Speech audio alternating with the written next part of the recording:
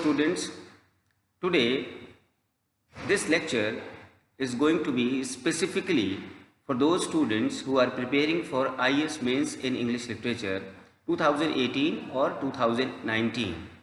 And the best part is that for the first time I am going to teach you, I am going to make you feel the style of writing the original answers.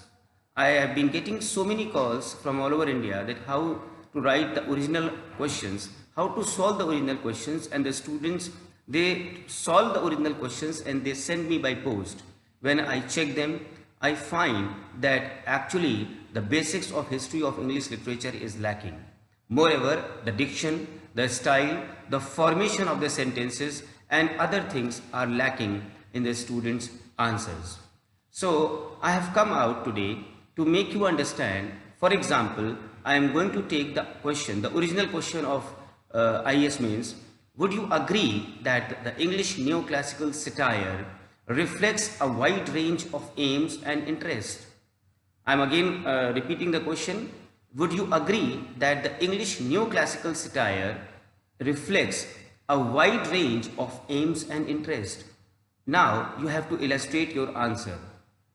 So I would advise students to read the question very properly, taking into consideration that what they have read in that neoclassical period, right from the Dryden, Pope, Dr. Johnson, and the entire period of 140 years, which is known for its satirical effect. So just concentrate that how I have solved this question. If there are 100 students, they will write in the 100 different ways. So it is not about that what I have written, it is 100% correct, or it is just my style, and it is just to make you understand that how I have to relate the questions and the standard which should be kept for such an examination. It cannot be like a normal answer which the students write in their BA and MA. So just to start with this, that would you agree that the neoclassical satire reflects a wide range of aims and interests?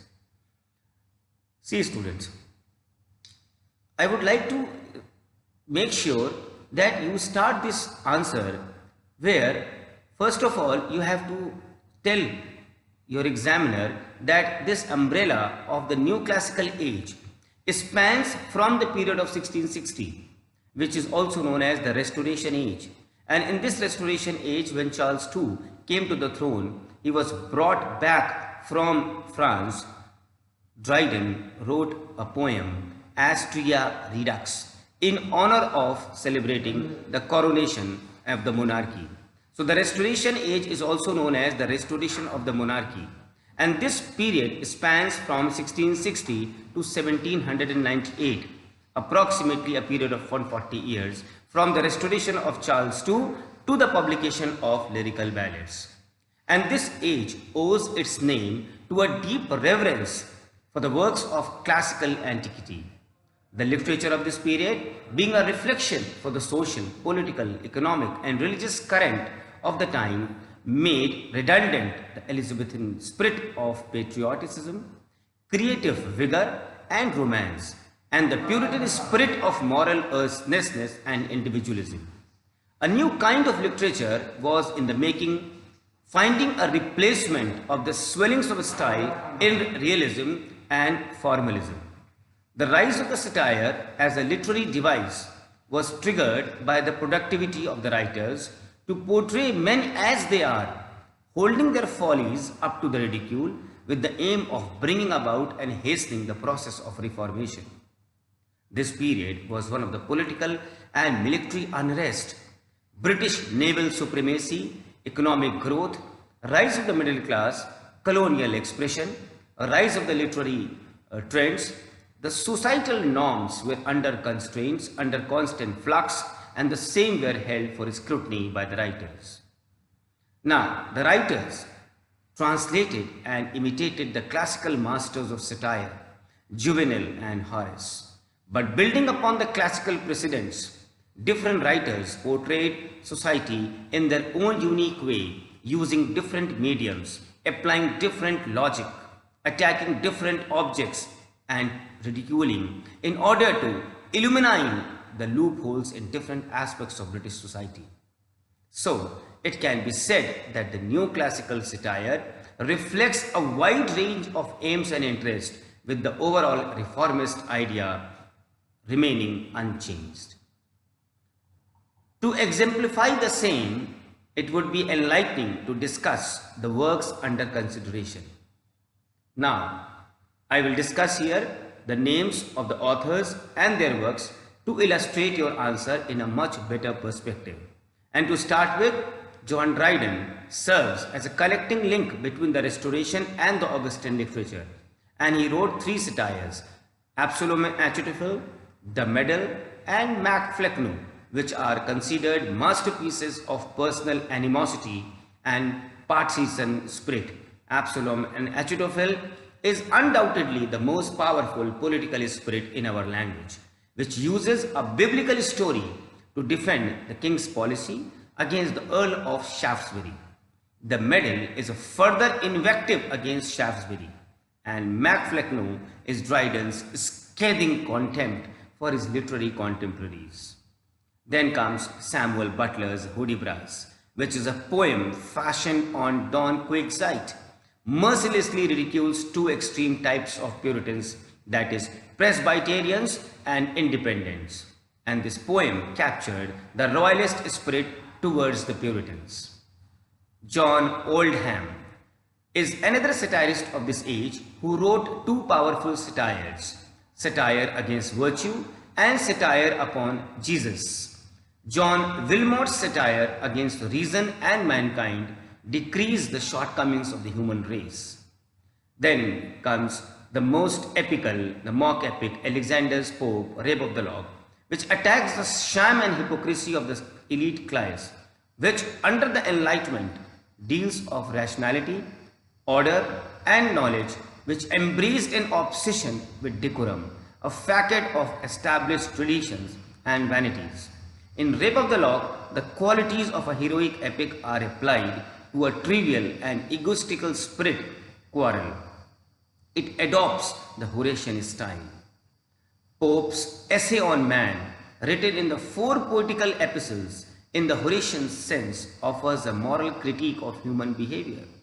His Dunciad, which is the Iliad of the Dances, is a landmark literary satire where Pope avenges himself upon all the literary men of the ages who earned his ire because of the criticism and non-acknowledgement of his genius. यहाँ पे इसका मतलब ये होता है कि जो इसकी पोएम डंसियाड है वो क्यों एक लैंडमार्क सटायर बन गई, क्योंकि जिन लोगों ने भी, चाहे इसके वो दोस्त हों, चाहे वो फ्रेंड्स हों, चाहे वो इसके जानने वाले हों, जिन्होंने भी इसको क्रिटिसाइज किया, जिन्होंने भी इसको एक्नॉलेज करने में थोड़ी सी भी कमी की, he basically has avenged that person in his Dunciad. Another writer who satirizes serves as eye-openers, that is Jonathan Swift. He wrote Tale of a Tub and Gulliver's Travels. Even his prose work, A Modest Proposal, is satiric in essence. In Tale of a Tub, Swift confronts the hypocritical Christians who, while affirming the purity of the gospel itself, perpetrated abuses of all kinds. It reflected his disillusionment with the corruptions in all branches of the church, but it ends in a satire of all science and philosophy. Gulliver Travels uses the backdrop of voyages to imaginary lands to satirize on the general decadence of humanity and man's tragic insufficiency. It explores the physical, political, intellectual and the moral aspects of man.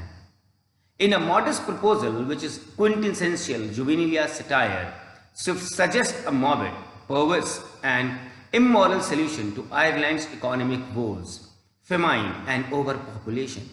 This bizarre solution is trafficking the babies of the poor Irish. It is a telling commentary on the ruthless colonialism of the British, who, blinded by the quest of amassing wealth and exploiting colonies, become unmindful of the dignity of human life. The formal and academic nature of his work makes the irony more evident. Thus, we see that literature in this period has served a chief didactic force. The writers, like an army, have maneuvered their weapons to drive home the message to their actions are not going to be get noticed, and they will meet severe retaliation every time they resort to actions against the human race. So, एक कहावत है, आपने सुना होगा, pen is mightier than the sword, proves true in this connection because what words can convey, no sophisticated weapons can even do. Worth mentioning is the wide horizon of the writers of the new classical age, as their ambit of their imagination encapsulates issues from the realms of humanity. Their observation, skills and sensitivity to the environment made them pen down masterpieces which became immortal through their advocacy of the independence of human race. So, this was the answer which I have written for my students to make them feel that what should be the contents, how should it be framed, and in minimum lines, without beating about the bush, you have to be precise with relation to the history of English literature. So students, I always tell that even if you are preparing with my study materials, it is too good. But in case you are able to get chance to study in my direct classes, always take this a note that you may come for 1 month, 2 months or 4 months, that come and get those classes of history of English literature and the style of writing answers, the style to solve the test series one-to-one. Because IAS is not an examination which you can actually feel that yes, I will do everything at home. You might do, but yes, you also need some technical assistance. So in the end, I am sure this question, this original question with my answer would definitely make my IAS students who are still not knowing me, who will be getting these answers through my video channel, would be benefited, and they can come up to me for any guidance, for any questions, for any queries for my classes, for my study contents, for my new batch which is going to start on 16th of July for IAS and UGC NET in English literature. So with this I end my lecture here, and we should wait again for my next lecture for IAS in a couple of days. Thank you.